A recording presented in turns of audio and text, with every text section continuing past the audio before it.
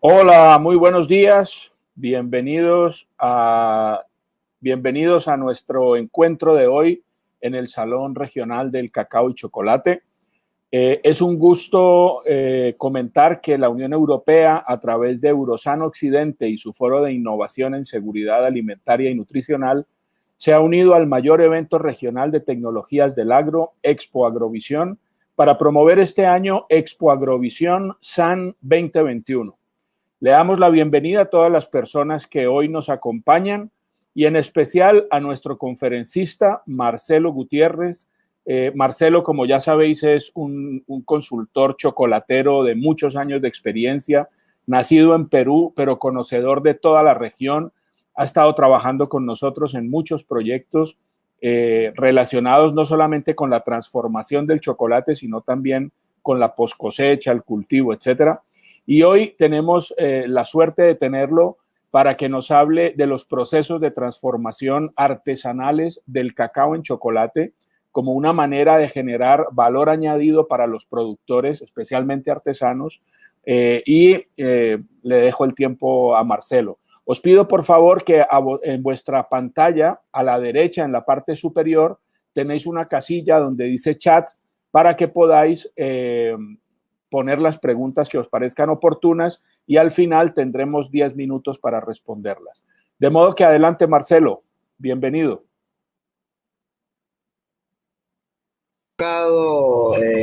Hablar, discernir sobre el tema de la producción artesanal de chocolate. En realidad, cuando hablamos de lo que es en realidad productos artesanales, hablamos de productos de alta calidad, que son conferidos por un proceso en el cual mantenemos los procesos tal cual se hacían en años atrás o en la historia, son procesos tradicionales.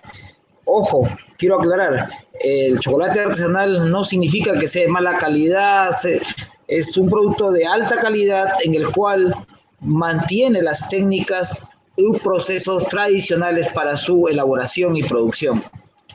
En algunos casos se incorpora algunas variables porque parte de esos procesos han llevado también a la industria, se han llevado hacia la industria o también se pueden también tener algunas etapas de los procesos industriales o algunos secretos, tips, de decirlo así de manera simple, jalar de los procesos industriales para mejorar estos procesos a nivel artesanal. Ojo, pero aclaro, un producto artesanal significa de muy alta calidad. Como digo, utiliza los procesos tradicionales. En muchos de los casos pueden ser manuales o compartidos entre manuales y máquinas. Algo que caracteriza, como decíamos, a los productos artesanales como tal, y aclaro porque muchas de las veces dicen, no, es artesanal, pobrecito, y el cliente tiene que comprar, quizás compre a veces sí por pena una vez, pero luego no vuelve a comprar. La idea es, si tú haces un producto artesanal como tal, tu mente o la mentalidad o el enfoque tiene que estar centrado en la producción de un producto de alta calidad, en función a tus materias primas, a tus insumos, que significa también cuidar la calidad. No es solamente cuidar la calidad del cacao, sino es cuidar la calidad de los demás ingredientes, como vamos a ver hacia adelante, porque un pequeño error en proceso o en ingredientes puede conllevar a problemas en la calidad final del producto. Y vuelvo a recalcar, artesanal es sinónimo de alta calidad. Bueno, vamos a ir mirando un poco hacia allá los procesos que involucra el tema en sí la producción artesanal. Partimos del cacao de alta calidad o un cacao que tiene ciertos atributos físicos, sensoriales. Como ayer les explicaba, creo que muchos de ustedes han participado de la conferencia de ayer, en la cual les explicaba respecto a la calidad o a la importancia de la calidad del grano, no solamente física, sino también sensorial o su expresión de sabores que nos va a conllevar a ser usado en un proceso de producción en chocolate. De hecho, que un cacao viene de procesos de fermentación, de secados, también que ha sido cuidado para lograr esto. Entonces, lo que buscamos es a nivel, en nuestro caso como experiencia, yo trabajo con grano y parto de ahí y lo llevo hasta pasta y luego voy a utilizar esa pasta para mis diferentes procesos de chocolate. Entonces, tengo la materia prima que llega a planta, o a la fábrica, o a nuestro taller. Se realiza el control de calidad de ese grano, vemos la parte física, sensorial. Ahora hacemos también mucho de los que hacemos Vintubar o estamos en esa industria, hacemos también pruebas también químicas o nos ayudamos de algunos laboratorios para el tema de control de calidad, sobre todo en la composición grasa del cacao, porque la composición grasa del cacao marca uno de los componentes, tan igual como el perfil sensorial, va a marcar un punto importante para la formulación de un chocolate. Tiene menos o más grasa, nos puede significar ahorro de grasa en la receta o aplicar ciertas medidas o el uso de ciertos aditivos para lograr la fluidez del producto final. Bueno, entonces hacemos la parte de control de calidad, la limpieza, selección, el tostado, que puede ser ligero, medio, alto. Eso va a depender dependiendo del tipo de chocolate que voy a producir. Muchos hacen un solo tueste y hago leche y hago dar, extra dark, y ese mismo lo utilizo para una serie de productos. Y ahí viene, creo, la diferenciación que puede marcar a alguien que hace chocolate artesanal. El poder, tengo un grano y puedo trabajar diferentes perfiles. Recuerden que tengo un cacao y si tiene notas anuesadas a 130 grados, pero si le hago un tueste a 120, de repente brota su perfil más frutal. O si le hago un tueste bajo a 110, 115 grados, muestra su perfil más floral, herbal. Está ahí cómo jugar con los perfiles en función a los tuestes. Y de esa manera logro también productos diferenciados hacia adelante. No es una forma simple de decir para definir el tueste. No es lo mismo cuando digo voy a hacer un chocolate de leche que un dark. En un chocolate de leche necesito un carácter un poco más fuerte del grano. En un chocolate extra dark o en un dark requiere un perfil más suave, el carácter más frutal, floral quizás, y esas notas a chocolate o con el amargor, la astringencia muy rebajados o muy bajos en la expresión del producto final. La idea es, cuando se habla de un chocolate con producto terminado, sea una experiencia grata para el consumidor y de esa manera generamos que él nos consuma. Pero bueno, hacemos el tostado, luego viene el descascarillado, el refinado y este licor lo empacamos. Por mi experiencia, yo voy a hablar mucho de mi experiencia acá en la presentación que les voy a hacer. Yo trabajo procesos de maduración de licor. ¿Qué quiero decir? Hay mucha gente que parte del NIPS, refino y mezclo mis ingredientes y tengo mi chocolate. Yo no trabajo ahí. Yo proceso primero mi pasta de cacao, que esa debe llegar no debe ser refinada totalmente, debe estar entre 30 a 70 micras, la partícula final de la pasta de cacao. Y pasa un proceso de maduración. De mínimo puede pasar de 15 hasta 45 días. En mi caso, yo trabajo con licores madurados 15 días. ¿Qué logro? Un perfil más refinado, disminuyo horas de conchado, porque la pasta de cacao se estabiliza. La pasta de cacao es como un vino, como un vino fresco, es bien inestable. Recién, luego de los 30, 45 días, hacia los 60, logra cierta estabilidad. Pero claro, implica un costo mayor. Por eso yo les recomiendo, en mi caso, trabajamos entre 15 a 45 días de maduración previo al uso del proceso de chocolate. Estos licores son empacados. ¿A qué temperatura, a qué condiciones son empacados? En este caso, en empaques oscuros, se sellan con cierta cantidad de aire para que favorezca las acciones de óxido-reducción, en este caso que favorezca la maduración. Y a partir de ahí se almacenan a condiciones de 18 a 22 grados, por ejemplo, esa es la temperatura, y a una humedad relativa no mayor del 60%. Ojo, en el tema de chocolate y cacao van a escuchar la humedad y temperatura como variables importantes. ¿Por qué? La humedad nos afecta. Por eso los ambientes en los cuales se trabajan chocolate tienen que considerar tener deshumidificadores. ¿Por qué? Porque la humedad nos afecta. Dices, un día pude temperar, otro día no pude temperar. Hoy un día se puso pesado el chocolate y otro día estuvo siendo la misma receta. ¿Qué pasó? Es el tema de la humedad y la temperatura. Pero bueno, más adelante en la presentación vamos a ver esas variables cómo influyen. Pero bueno, ya tengo mi pasta y ahora, ¿qué hago para hacer mi chocolate? Bueno, por ejemplo, aquí en la lámina que ven, ahí pueden ver el proceso para producir un chocolate negro y un chocolate de leche. Tenemos pasta como ingrediente, manteca de cacao, azúcar, en el caso de un chocolate negro, la receta base. Hay procesadores que utilizan, en el caso de artesanales, que utilizan lecitina o emulsificante de manera general, que puede ser lecitina de soya, lecitina de girasol, de canola, entre otras, hay otros tipos de lecitina también o emulsificantes. Pero hay otros que les tienen miedo. Cuando habla de lecitina, habla de mencionar como el demonio. Sí, en parte tienen razón por el tema de mucho de la soya que se produce en el mundo es transgénica. Entonces hay el temor de que la soya de por sí sea transgénica, pero también hay soya orgánica en el mercado libre de OMGs. Es el caso del emulsificante, ¿qué ayuda? Si algunos consideran.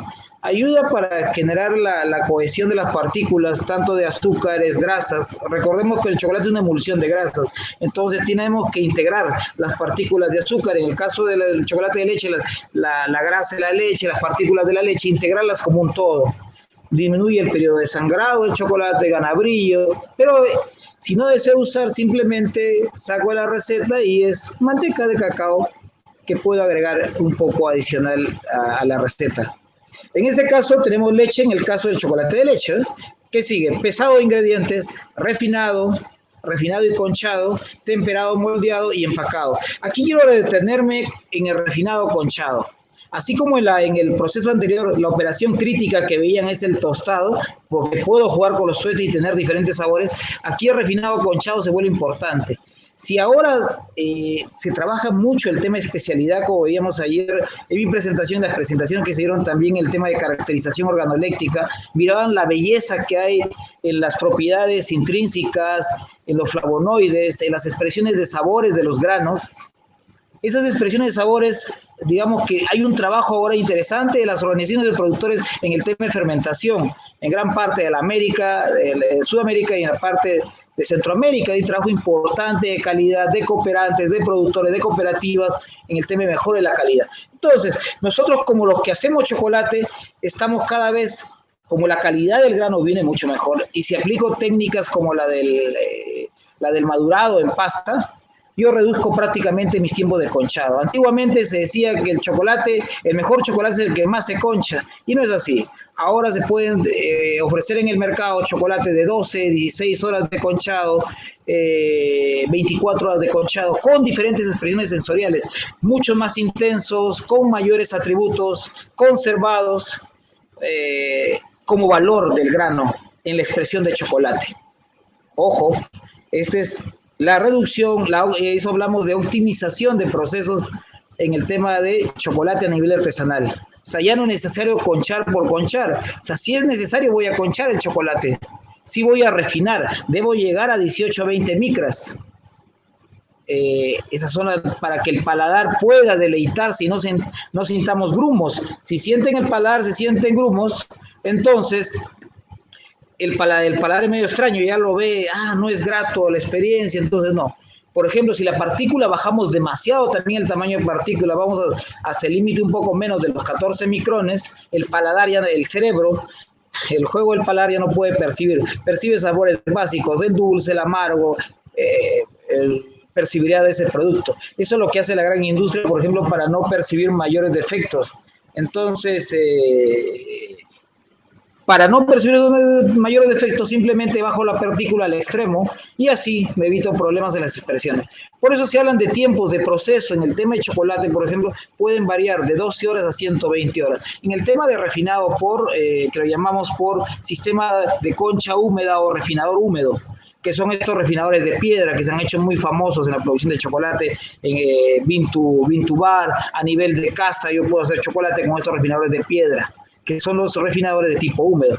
En el tipo de conchas universales, que son los refinadores estos de paleta, que son los dry conching, ahí los procesos pueden ser un poco más largos porque como parte de una masa seca se va liberando, se va refinando y pueden llegar hasta un poco más de tiempo, las 120 horas, 72, 90, 120 horas, pero a costa de perder los atributos. Por eso, si vos ahora tengáis tecnología adaptada a nivel artesanal, digamos a pequeña escala, decirlo así, de adaptar los procesos de ball mill, de los refinadores de villas, para cortar esos tiempos de refinado y conchado. Va un tiempo de refinado de 2 horas más un tiempo de conchado que puede variar de 30 a 45 minutos.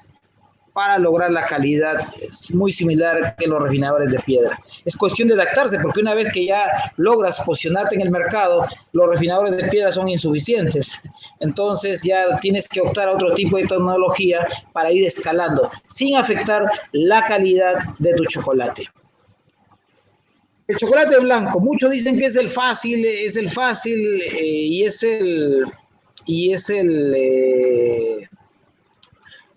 bueno, digo, algunos no lo consideran chocolate. Recuerden que la norma técnica nos habla de chocolate cuando un chocolate tiene que tener como mínimo 25% de fracción de cacao, sea fracción seca o sea fracción grasa del cacao como tal, y es considerado. ¿Sí? Recuerden eso. Entonces, si de hecho que el chocolate blanco tiene una fracción que es manteca de cacao, ya de por sí lo confiere como un chocolate. Entonces, pero el chocolate blanco, aunque no lo crean, es uno de los más complicados en producir. Ustedes dirán, sí, es simple mezclar leche, manteca y azúcar. Sobre todo a nivel artesanal, hay que tener mucho cuidado por el tema de oxidación de las grasas. Las grasas de la leche son muy sensibles. En este caso aquí hay que tener mucho cuidado en la calidad de los ingredientes. Por ejemplo, aquí juega un papel muy importante el tipo de leche que utilizamos. La leche en polvo, tenemos leches que son de spray dry por el secado por spray, que es el secado que se pasa por una pequeña tubería de alta presión y sale leche en polvo. Y tenemos el sistema tradicional de secado de la leche, que es por tambor. En el sistema de tambor, el sistema tradicional de deshidratar la leche, se liberan los ácidos grasos de la leche, se hacen libres. O sea, ¿qué quiere decir? Como hay una preoxidación de las grasas, ya no se van a oxidar más. Entonces, cuando ingresan al proceso de refinamiento, como es sometido a temperatura, ya no se oxidan. Por eso hay leches especiales para chocolate. No es que tomo cualquier leche, la que se compra en el mercado. Ojo, tanto en los chocolates de leche como el chocolate blanco, la leche es un ingrediente tan decisorio en la calidad que hay que tomarle tiempo tomarnos tiempo para seleccionar. Las leches enteras generalmente tienen que tener un contenido graso entre 26 a 28%, y en algunos casos de chocolates hay que controlar el nivel de grasa de la leche aportante. La norma dice, la norma técnica, tanto la que regula el Códex Alimentario y tanto la ISO, que nos dice que tenemos, para hacer chocolate de leche, tiene que tener un mínimo de extracto graso de 3% en la receta. A partir de ahí en adelante, por eso, no menos de eso, pero sí podemos agregar un poco más de grasa. En muchos de los que hacemos chocolate tratamos de manejar otros costos, y también por un tema de sabor. Sí tenemos mayor contenido de grasa de leche, pero ojo, en climas cálidos, como el caso en el cual yo trabajo ahora en la actualidad, nosotros llegamos a temperatura ambiente en esta temporada de verano, entre 40, 46 hasta 50 grados, entonces tenemos que preocuparnos también por la estructura del chocolate. Entonces controlamos la grasa de la leche para lograr estabilidad del chocolate y hacer que nuestra barra no se funda con mucha facilidad. Por eso hay un poco de tecnología. No es solamente mirar el chocolate que pongo en la maquinita, sino comenzar a entender los procesos como tal y el uso adecuado de insumos de la calidad. Cuando me refería en la primera lámina, me refería a la calidad de insumos, el porqué de usar cada insumo, ¿correcto? Entonces, los chocolates blancos, si tengo cuidado en el tema de la leche, es escoger y puedo utilizar algún antioxidante, que son la vitamina D, se convierte en un antioxidante natural que puedo utilizar en el chocolate para reducir la oxidación. Ojo, a veces el chocolate se puede enranciar en la máquina. Tú dices, pero mi chocolate es fresco. Sí, pero se enranció en la máquina porque es por proceso, porque la leche no fue adecuada, el tipo de refinado conllevó a que el chocolate se oxide. Por eso hay muchos en producción artesanal de chocolate blanco que el chocolate sabe a rancio, como algo que freímos y lo dejamos días, un aceite guardado, en forma similar toma el tema de la grasa de la leche. Por eso hay que ser muy sensible. Ojo, y la calidad de la manteca de cacao acá juega importante, porque es un ingrediente también de mayor proporción. Los tiempos, acá no hablamos de conchado, solamente refinado, porque buscamos lograr la partícula dependiendo de los tipos de refinadores. En el caso del sistema de piedra pueden variar de 12 a 96 horas.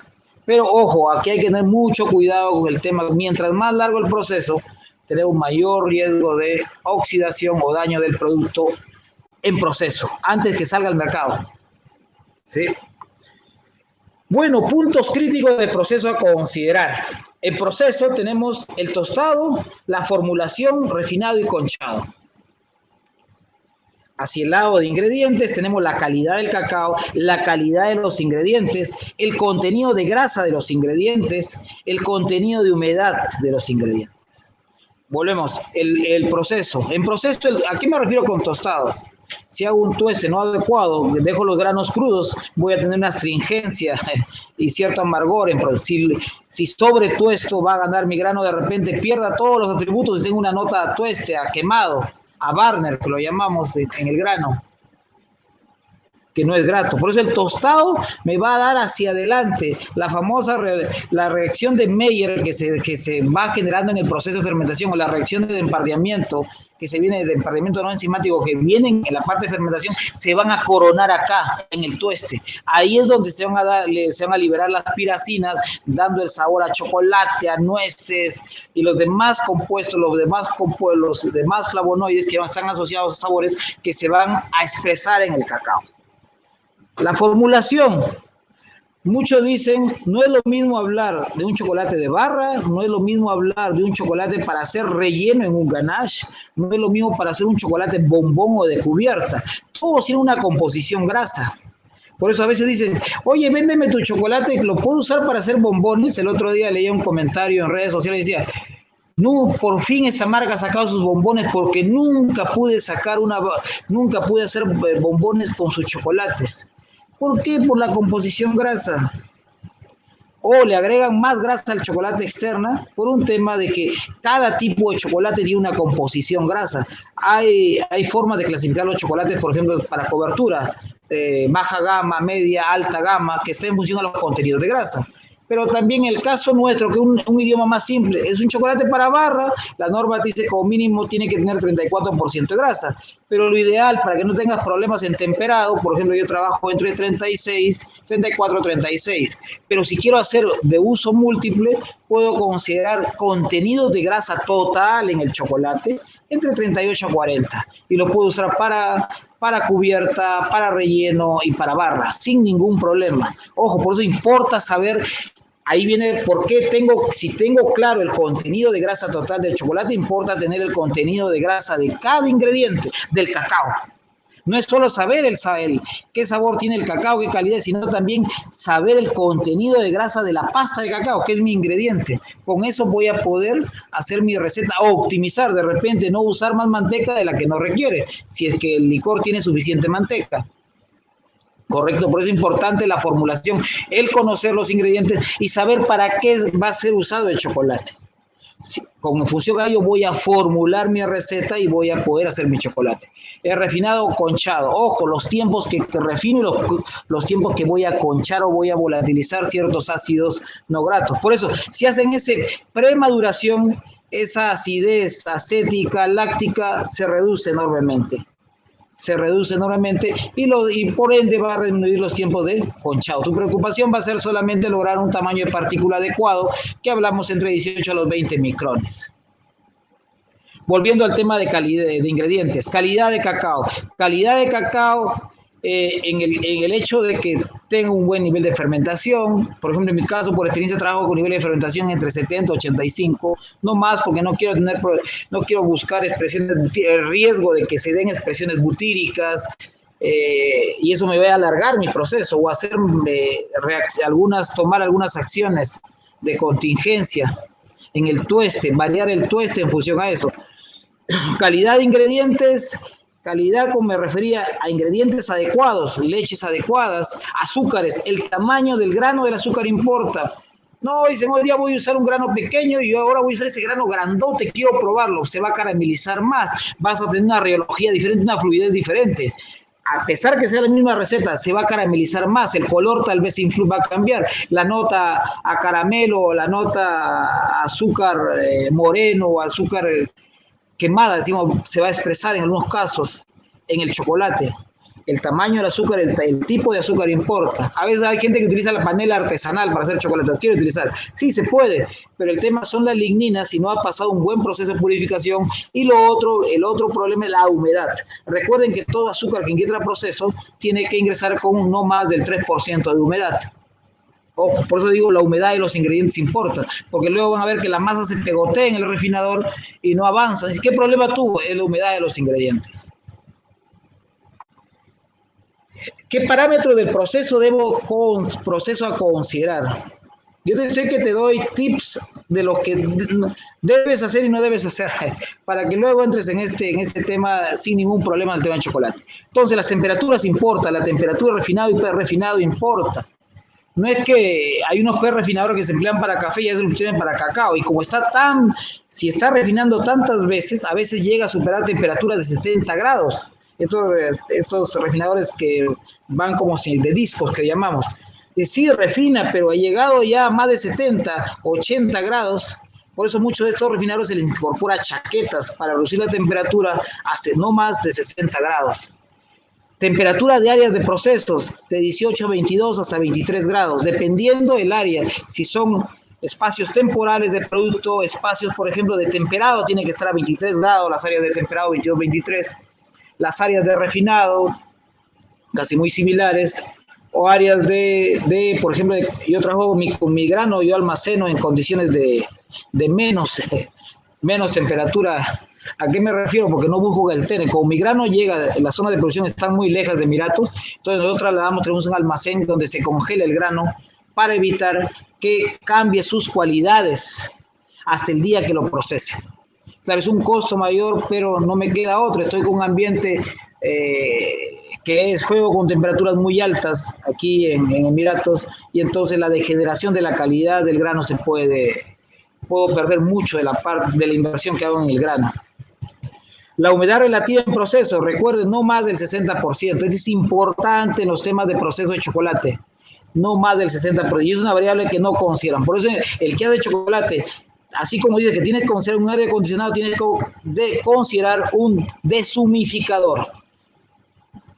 Ojo, un deshumificador, que no son muy caros. Los hay portátiles creo, de los 700, 800, desde los $200, si no me equivoco. Casi está un poco menos, casi al valor de un aire acondicionado, pero te ayuda a remover la humedad del área principal, de áreas donde tienes problemas, donde puedes tener problemas, que es el área temperado. Esas son, sí o sí tienes que tenerlas. Si entras al tema de chocolate, el control de temperaturas tiene que ser algo permanente o algo extremo. ¿Correcto? Temperaturas de temperado el chocolate, temperaturas de refinado, de tueste, olvidé mencionarlo ahí, pero ahí está la imagen. El control que se esté dando las temperaturas de la calibración de equipos con respecto a temperaturas importa cada 2 o 3 meses para tener seguridad de que los procesos los estás haciendo de tal manera y asegurar la calidad. Recuerden que en un proceso artesanal y en un proceso bean to bar, el principal problema es repetir la calidad cada año por la calidad del grano. Cada año, cada cosecha es única, sí, cada cosecha es única, pero si tenemos control en nuestros procesos e ingredientes y recetas, podemos tratar de tener una calidad estándar durante cada lote de producción. Entonces, las mejoras que se están dando en los procesos de chocolatería artesanal, no es que simplemente es artesanal y no hago. Si lo puedo hacer en un comal, puedo tostar en un comal, sí, pero tengo que tener control de las temperaturas. Puedo guiarme en un termómetro e ir guiando las temperaturas que aplico en el comal. En el tema de mi refinado, también cuidarlas. Si hago en un refinador de piedra, mucho mejor, porque ahí no voy a tener riesgo de incrementar la temperatura más de 60 grados. Pero se puede hacer a la escala también de equipos, siempre y cuando tengamos control de las variables que hemos mencionado. Pero ojo, algunas mejoras que ya se están implementando en los procesos bean to bar o en la chocolatería artesanal, la optimización de los procesos de tueste, refinado, conchado, como los mencionaba, con el afán de preservar o de promover los sabores o identidad o carácter del grano de cacao. Por ejemplo, hace 2 años se lanzaron las famosas correcciones de pH en chocolate. ¿Qué es esto? ¿Recuerdan ayer, si los que participaron ayer mencionaba de un pH óptimo del cacao para ingreso a proceso? Las mejores expresiones de sabor están de un pH del grano de una acidez del grano entre 4.7 y 5.2. Ojo, si tengo un grano un poco ácido, tengo licor a ese nivel de pH, digamos, ¿qué hacer? Ahí vienen las famosas correcciones de pH. Se trabajan con álcalis, con sales, en este caso puede ser soda, en este caso, otro caso puede ser la sal común, para hacer correcciones de pH. Un 0.2 que implica al final una mejor intensidad de colores y una mejor intensidad en sabores. Sobre todo las notas dulces se incrementan, algunas notas amargas y astringentes disminuyen. Por eso hacen este tipo de correcciones. Reducción y sustitución de la sacarosa por alternativos, por azúcares alternativos. Esto está cada vez en moda. Cada vez el mercado ha cambiado, nos exige un tema más de azúcares que generen o que no incrementen los índices de glicemia en las personas. Ojo, hay mucha confusión, dicen la panela es un azúcar orgánica como tal, pero tiene el mismo índice glicémico que un azúcar común. O sea, ¿qué te quiero decir?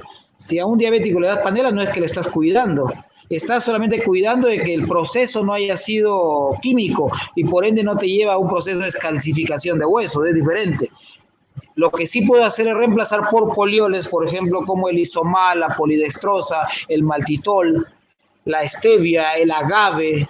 Desde el lado de polioles, como azúcares naturales, como mencionaba la stevia, el agave y otros más que se pueden usar, o combinación de estos, porque también los polioles se comportan como fibras, en este caso el maltitol, el isomal, en exceso. ¿Qué es lo que pasa en maltitol en exceso? Te da una diarrea cuando consume más, y nosotros queremos que consuma más chocolate, entonces por eso hay que hacer uso o combinación de azúcares naturales muchas veces con los polioles o simplemente usar los azúcares naturales para sustituir, en este caso, la sacarosa, como alternativas de reducción de azúcar o hacer chocolates cada vez más saludables. Ahora tienen la tendencia ya en los artesanales de adquirir mucílago deshidratado de cacao para usar como azúcar, porque esto ha sido algo que lanzó la Barry hace 2 años, si no me equivoco, lo lanzó como tendencia y ahora muchos ya lo que estamos implementando, en nuestro caso estamos haciendo pruebas ya en este caso de sustituir. En este caso usamos nosotros algunos polioles, sustituirlo por deshidratado de mucílago de cacao. Técnicas de grasas infusionadas para dar ciertos aromas, que hay ciertas tendencias en hacer eso. Uso de antioxidantes y otros aditivos, como decíamos, los prebióticos, la línea de prebióticos, probióticos y prebióticos, en el tema en ese post-COVID que ha surgido de cada vez hacer productos más saludables. El chocolate es arte y ciencia. Arte en el lado de probar, combinar sabores, ese es el lado de que nos da, le puedo este tipo de chocolate puedo ir con un relleno de nueces, está mi arte de combinar y ponerles colores. Pero el lado de ciencia está en entender el proceso, en entender la calidad de los ingredientes, entender la composición de grasa del producto final, para que dé un chocolate de excelente calidad. O qué correcciones puedo hacer en ese producto para lograr siempre buscando lograr la excelencia y la calidad del chocolate. Por eso es arte y ciencia, no es solamente es arte. Arte sí puedo verlo, pero todo detrás de ello hay una ciencia que se ha ido desarrollando desde que alguien empezó en el metate a hacer chocolate hasta trasladarlo a las máquinas o el concepto de llevarlo hasta el producto final, que es el chocolate como tal. Por ejemplo, ¿qué hacemos para desarrollar un chocolate? ¿Cómo puedo desarrollar el chocolate? Siempre primero hay que hacer la primera pregunta, ¿para qué? Si alguien, por ejemplo, tengo muchos amigos que se comunican conmigo por redes sociales, me dicen, ayúdame, regálame una receta. La primera pregunta que yo siempre hago antes de dar una receta es, ¿para qué vas a usar ese chocolate? ¿Para barra, relleno, cubierta, enrobing? ¿Para qué lo vas a necesitar? ¿O quieres un nivel intermedio? Tipo de consumidor, ¿quieres un chocolate raw, sugar free, vegan, orgánico, keto? ¿Hacia dónde está enfocado? Calidad de cacao. ¿Qué calidad de cacao tienes?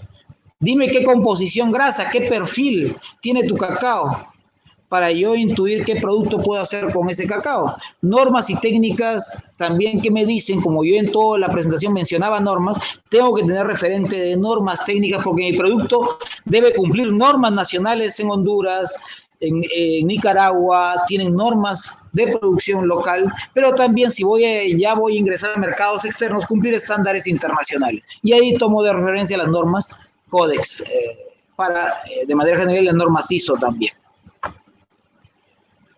¿Qué debo conocer del grano? El origen, el origen ya me está dando muchos antecedentes. Puedo googlear, es Tanzania, es Camili, me viene todo un desglose de información de ese grano.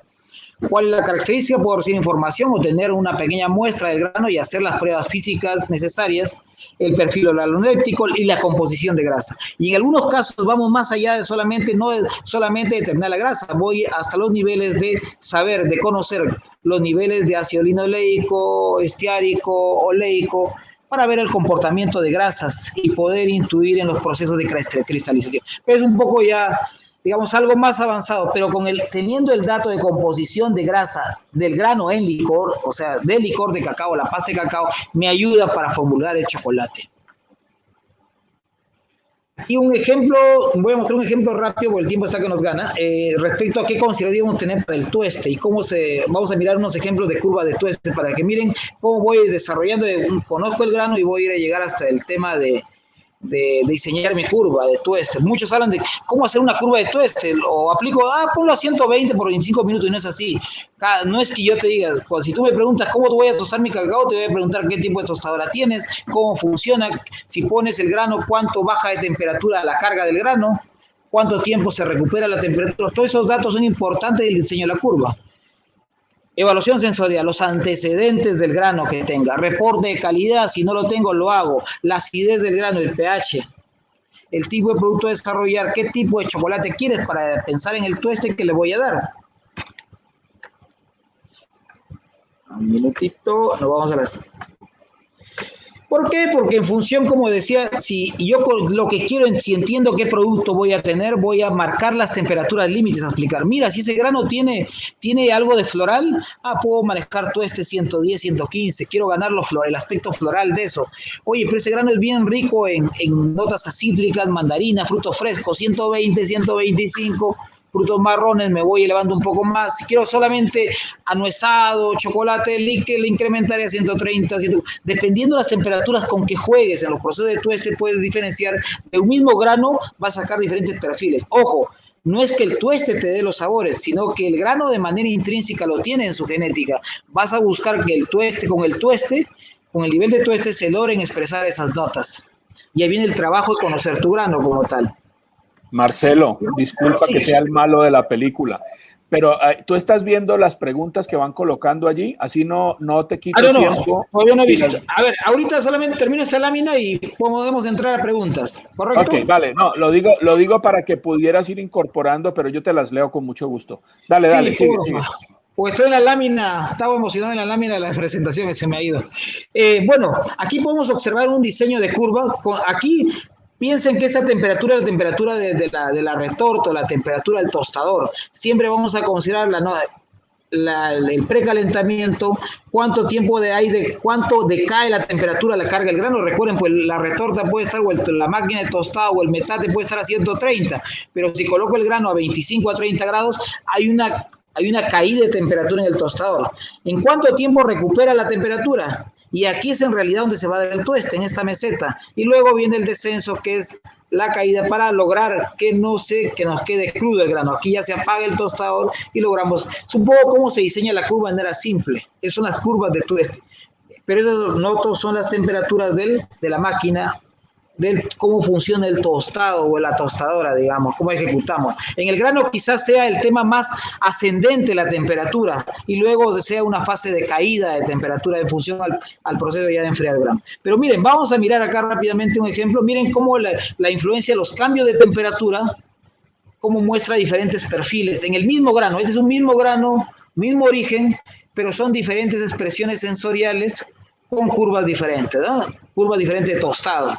Si ven, la temperatura de precarga es la misma, pero la temperatura de tueste tenemos de 105, 125 hasta 120, de 120, 125, perdón, 130, 120 y tenemos 105, por ejemplo. Y cómo los perfiles sensoriales se cambian totalmente. Por eso es importante el tueste, la formulación, vuelvo a repetir, y acá ven otro ejemplo más de cómo el tueste influye. Pero lo marcaba mucho, porque eso va a marcar la guía hacia las demás etapas del proceso, como la formulación y la otra etapa crítica del conchado refinado. Valentín, somos Oídos para las preguntas. Gracias Marcelo. Mira, algunas de las preguntas ya respondiste. Es imposible dar desde tu punto de vista una temperatura de tostado, etcétera, sin conocer las características del tostador, del cacao, etcétera. Por lo tanto, esto considero que ya está respondido. Pero hay algunas preguntas que me parece que pueden ser interesantes de forma general. Una de ellas, de Claudio Pérez, hace relación al añejamiento del licor antes de hacer el chocolate. ¿Qué es lo que se busca con eso? ¿Cuándo se sabe que ya está listo? ¿Cuáles serían las condiciones de almacenamiento de ese licor? Y pregunta si es válido añejar licores para hacer los chocolates. También dice que desde el punto de vista de inocuidad. Ok, perfecto. Sí, todo se puede cumplir. Desde el lado de inocuidad se puede, porque nosotros hacemos, todo se ensella en empaques, pero con cierta cantidad de aire o de oxígeno que permite esas reacciones de óxido-reducción. Recordemos que la actividad de agua, si hemos cuidado bien el tueste, hemos cuidado todas las operaciones dentro de planta, de proceso, la actividad de agua es menos del 0.4, la actividad de agua del chocolate. La humedad, hablamos de 2 al 3% de humedad. ¿Qué quiere decir? Si tenemos una actividad de agua tan baja, no le va a crecer nada. Desde el lado de inocuidad, está curado. Ahora, ¿por qué lo hago? Recordemos que el cacao tiene taninos, como la uva. Entonces, en el cacao se llaman los cocoa tanín. Los cocoa tanín se pueden añejar o envejecer y ganar notas dulces, más ricas anuesadas. Las notas se acentúan, se reduce la acidez, o sea, continúa ese proceso de óxido-reducción que se dan en esos días, puede ayudar a mejorar la calidad. ¿Qué tiempo es lo óptimo? Por experiencia, yo recomiendo periodos, por el tema también de costo, se recomiendan periodos de añejamiento de entre 15 a 45 días. 45 días el óptimo, tus tiempos de conchado, vas a mirarlo, pruebas un licor desde el primer día, 15 hasta el día 30 y 45, vas a ver la diferencia enorme. Ok. Ahora, nos dice, ¿cuál es el porcentaje de grasa recomendado para chocolates de uso en pastelería? Ok. Si lo que yo les planteo algo, por eso en mi presentación decía, los chocolates que deben considerar para hacer un uso, para que no te compliques la vida, hago un chocolate para bar, uno para hacer rellenos o ganache, o para hacer uno para enrobing, o para hacer uno de cubierta de un bombón o de un pralín. Yo recomiendo trabajar concentraciones de grasa entre 38 al 40%. Si ven ahorita en la presentación, ven un ejemplo, un dark chocolate, en el cual al 70% es un chocolate negro, con un contenido en este caso tiene 36, está hecho para barra, y te dicen que el contenido de cacao, de la grasa, de la masa de licor, tiene 50%. Y ven cómo se calcula. Se hace el balance de masa, el balance de grasa, se despejan las variables y puedo saber con exactitud mis contenidos de grasa, de manteca de cacao, del licor que voy a usar. Así optimizo. Si ustedes se han dado cuenta, en el mercado encuentran chocolates que sienten mucha grasa. Es que hay un error en el tema de formulación.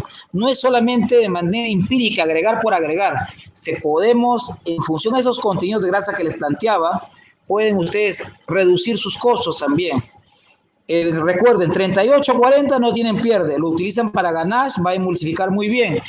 Para hacer una barra les va a quedar limpia la cara y la espalda, porque si le ponen mucha grasa, la cara te queda limpia, pero la espalda te queda como ríos, líneas como ríos como un río, como que hiciera olitas en la espalda. Y dices, ¿por qué se formó esas olas? Es por un tema de exceso de grasa. Ok, vamos con una última pregunta y ya después el resto del tiempo te lo dejo a ti para que termines hasta las 55.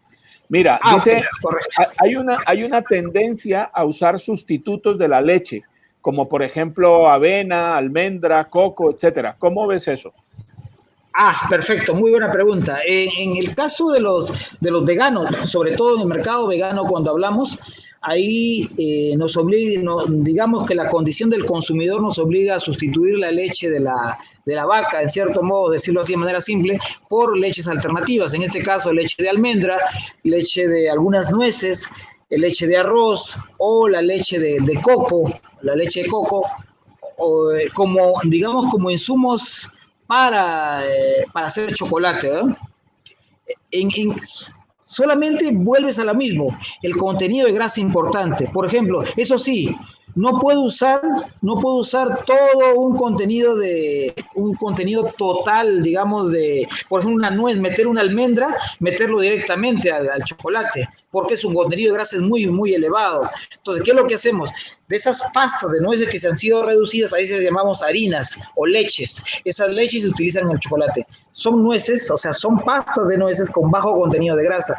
¿Por qué? Si agregamos demasiada grasa a las nueces, hacemos que un chocolate sea muy complicado de temperar y sea también muy inestable a las temperaturas.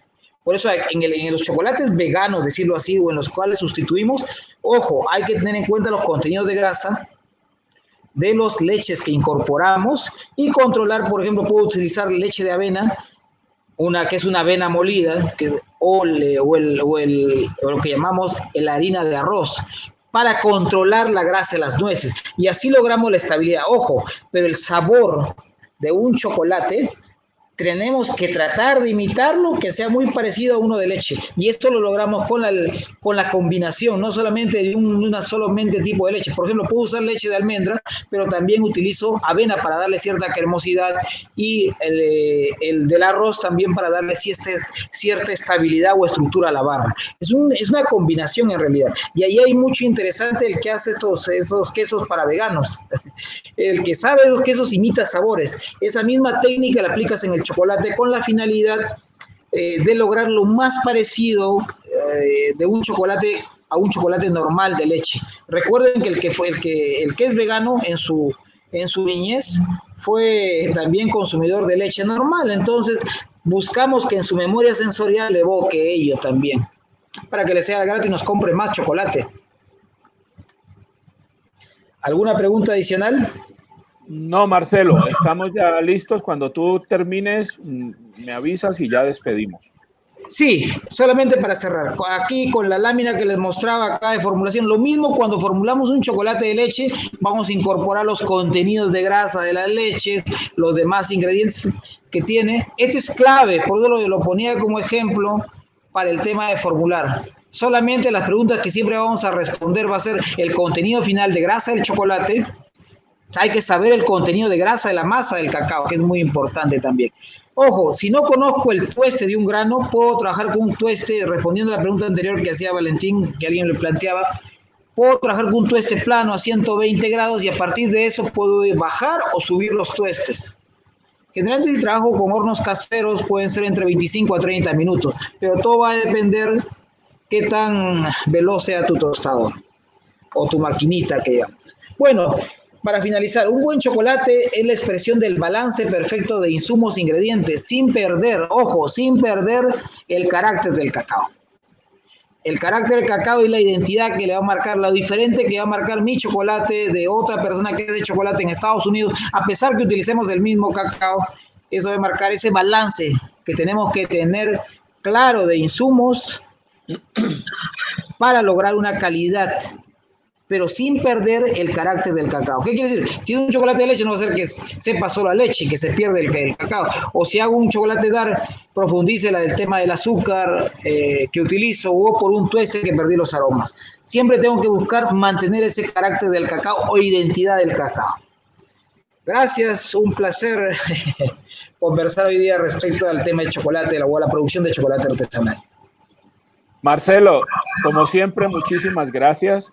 Siento que ibas corriendo como una moto, no podías casi ni respirar, pero entiendo que es la presión de estas charlas tan cortas, que al final lo que nos interesa es que sirvan de abrebocas para que las personas puedan comprender mejor lo que intentamos transmitir.